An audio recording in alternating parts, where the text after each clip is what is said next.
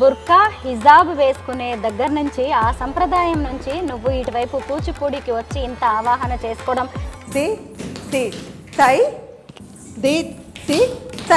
పక్కా Muslim family అన్నప్పుడు ఎవరైనా విమర్శిస్తారు. ఆడపిల్ల బొట్టు పెట్టుకొని స్టేజ్ ఎక్కడము,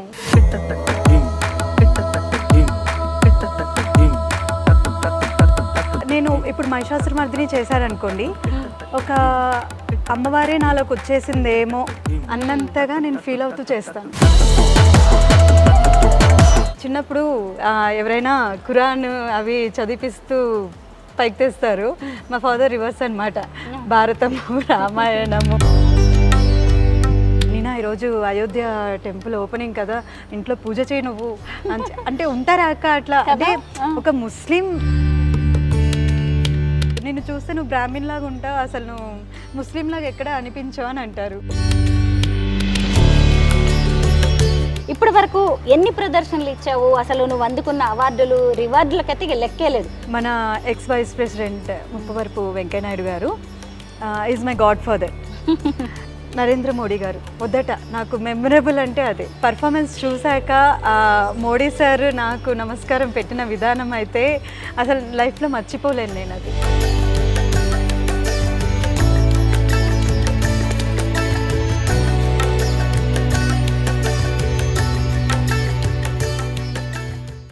అందరికీ నమస్కారం, నేను Swaroopa Putlapalli. Welcome to I dream. లయబద్ధంగా కదిలే పాదాలు, అద్భుతమైన శరీర భంగిమలు, అలాగే ముఖంలో కనిపించే హావభావాలు, ఇలా కూచిపూడి నాట్యం గురించి చెప్పడానికి మాటలు సరిపోవు. హిందూ దేవుళ్ల ఆరాధనకు ప్రతీకగా కూచిపూడి నాట్యాన్ని చెబుతూ ఉంటారు. ముస్లిం కుటుంబంలో పుట్టి నరనరాన అణువున కూచిపూడి నాట్యాన్ని జీర్ణించుకొని అంతర్జాతీయ నర్తకిగా ఎదిగారు నదియా షేక్. మన దేశ రాజధాని ఢిల్లీలో వెంకయ్యనాయుడు గారి నివాసంలో ఆమె ఇచ్చిన కూచిపూడి నాట్య ప్రదర్శన చూసి ఏకంగా భారతదేశ ప్రధానమంత్రి నరేంద్ర మోదీ చేతులెత్తి శిరస్సు వంచి ఆమెకు నమస్కరించారు. అంటే నదియా షేక్ డాన్స్ ఏ స్థాయిలో ఉంటుందో మీరే అర్థం చేసుకోవచ్చు. ప్రస్తుతం నేను హైదరాబాద్లో నదియా షేక్ నడుపుతున్న కూచిపూడి డాన్స్ స్కూల్కి వచ్చాను. ఈరోజు మనం నెల్లూరు అమ్మాయి నదియా షేక్తో మాట్లాడి అనేక ఇంట్రెస్టింగ్ విషయాలను తెలుసుకుందాం.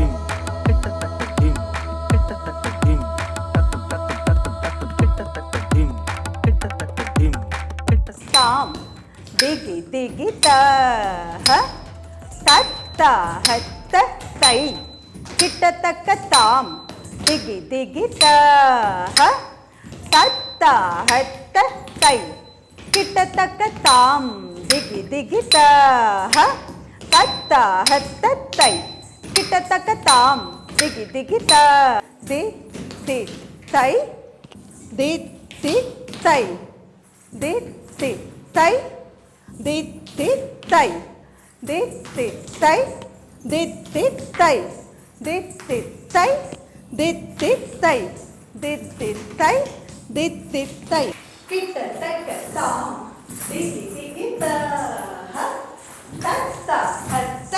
చూశారు కదా, డాన్స్ టీచర్ నదియా ఎంత బిజీగా ఉన్నారో.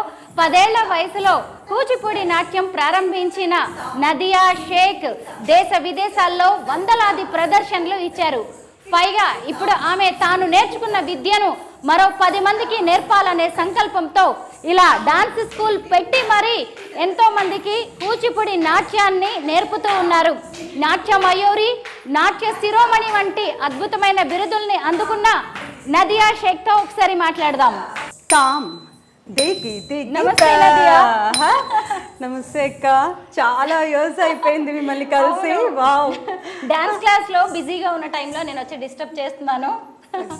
నేను ముందుగా నదియాని ఎప్పుడు చూశానో చెబుతాను. 2014లో దేశ రాజధాని ఢిల్లీలో అప్పుడు వెంకయ్య నాయుడు గారు కేంద్ర మంత్రిగా ఉన్నారు. వారి ఇంట్లో సంక్రాంతి సంబరాలు ఎంతో ఘనంగా జరుగుతున్నాయి. ఆ సంక్రాంతి సంబరాలకి ముఖ్య అతిథిగా నరేంద్ర మోదీ గారు మన ప్రధానమంత్రి విచ్చేశారు. అప్పుడు నదియా షేక్ అద్భుతమైన కూచిపూడి నాట్య ప్రదర్శన చేసింది. అప్పుడు నేను కూడా కళ్ళారా ఆమె టాలెంట్ ఎంత గొప్పగా ఉందో చూశాను. ఆ డ్యాన్స్ ప్రోగ్రామ్ అయిపోయిన తర్వాత ప్రధానమంత్రి నరేంద్ర మోదీ గారు వెంటనే లేచి వచ్చి ఆమెకు నమస్కరించారనమాట. ఆ దృశ్యం అయితే నాకు ఇప్పటికి కూడా కళ్ళల్లో కదలాడుతూ ఉంటుంది. నదియా, నీ డాన్స్కి అలాగే నీకున్న కమిట్మెంట్కి ఒక ప్రధానమంత్రియే తల వంచి శిరస్సు వంచి నమస్కరించడం అనేది చాలా గొప్ప విషయం. అంటే 2014 నుంచి ఇప్పటి వరకు చూసినప్పుడు 10 ఏళ్ళు దాటిపోయింది. అప్పటి నుంచి ఇప్పటి వరకు కూడా నదియా షేక్ కూచిపూడి నాట్యం విషయంలో అంతే పట్టుదలతో, అంతే చిత్తశుద్ధితో, అంతే అంకిత భావంతో ఉన్నారు. నదియా, మీ డాన్స్ జర్నీ అనేది, ఈ కూచిపూడి ప్రయాణం ఎలా ప్రారంభమైందో ముందుగా చెప్పండి. ఓకే, సో నా చిన్నప్పుడు మా ఫాదర్ అక్క మెయిన్ ఇన్స్పిరేషన్. నాకు 10 ఇయర్స్ ఉన్నప్పుడు మా ఫాదర్ ఫస్ట్ పున్నమి నాగు అని ఒక మూవీ ఉందన్నమాట. దాంట్లో చిరంజీవి మూవీ, దాంట్లో స్నేక్ డాన్స్ చూస్తూ నేను ట్రై చేస్తున్నా, ఏదో నాకు వచ్చి నేను ట్రై చేస్తున్నాను అనమాట. సో డాడీ గమనించారు తినకి ఇంట్రెస్ట్ ఉంది అని, అక్కడి నుంచి స్టార్ట్ చేశారు అక్క. అంటే అప్పట్లో ఇప్పుడు మనకు ఉన్నట్టు టెక్నాలజీ లేవు కదా, చాలా కష్టపడ్డారు. ఒక గురువుని చూస్ చేసుకోవాలన్నా కష్టమే. అసలు ఈ స్నేక్ డాన్స్ ఏంటి, ఎలా వస్తుంది అని చాలా రీసెర్చ్లే అని వచ్చి, ఇంకా నెల్లూరు మాది నేటివ్ ప్లేస్. సో అక్కడి నుంచి చెన్నైకి వెళ్ళి ఆ సాంగ్లో ఎవరైతే పర్ఫామ్ చేశారో ఆవిడ దగ్గరికి వెళ్ళి కలవడం జరిగిందనమాట, స్వర్ణముఖి గారు. ఆమె అప్పటికే అంటే ఈ డాన్స్ ఫీల్డ్లో లేదు తను. సో ఇంకా తను చెప్పారు, మెయిన్ యోగా ఇంపార్టెంట్ అండి, యోగా చెప్పేస్తే స్నేక్ డాన్స్ ఆ ఫ్లెక్సిబిలిటీ మూమెంట్స్ అన్నీ ఈజీగా వస్తాయి అని చెప్తే, సో అప్పుడు నాన్నగారు యోగా నేర్పించడం జరిగింది. అప్పటికి యోగా గురువుస్ ఎవ్వరూ లేరు. డాడీ ఏంటంటే ఒక యోగా బుక్ కొని ఇంకా దాంట్లో ఎలా చేస్తారు అన్నది, అది నిజంగా గాడ్స్ గిఫ్ట్ అనుకుంటాను, అంత ఈజీగా రాదు. సో రోజు మార్నింగ్ పెన్నా రివర్, మాకు పెన్నా రివర్ దగ్గర 4:30కి అంతా లేపి తీసుకుని వెళ్ళి ప్రాక్టీస్ చేయించేవాళ్ళు అనమాట. సో అలా నా జర్నీ స్టార్ట్ అయింది. సో తర్వాత నెమ్మదిగా కాంపిటీషన్స్లోకి వెళ్ళడం, సాంగ్ నేర్పించి, అంటే సాంగ్స్ చూపించి, అప్పట్లో మనకి ఇలా కాదు కదా డివిడి ప్లేయర్స్ అవి ఉండేవి. సో దాంట్లో అవి కొని అది చూస్తూ అదే స్టెప్స్ నాకు నేర్పించి అలా నన్ను కాంపిటీషన్స్లోకి తీసుకెళ్ళడం, అలా నా జర్నీ స్టార్ట్ అయింది. సో తర్వాత అక్కడి నుంచి ఒక 2 ఇయర్స్ అయ్యాక నెమ్మదిగా కూచిపూడిలోకి అడుగుపెట్టడం జరిగిందనమాట. సో నాన్న ఏంటంటే మన భారతదేశం యొక్క గొప్పతనము మన కళలు, ఈ అంటే ట్రెడిషనల్ డ్యాన్స్ ఉండాలి తనకి అని మా నెల్లూరులో పూర్ణచంద్రరావు గారని నా మొదటి గురువు గారు, ఆయన దగ్గర నాకు శిక్షణ ఇప్పించడం జరిగింది మొదట. నదియా చూసారా ఎంత అందంగా కనిపిస్తుందో, నుదుటిన బొట్టు, సింధూరం, మంగళసూత్రం, అపర సరస్వతి. నదియాని చూస్తుంటేనే మీ అందరికి కూడా అర్థమవుతుంది కదా, నదియా గురించి ఇంకా చాలా విషయాలు తెలుసుకోవాలి.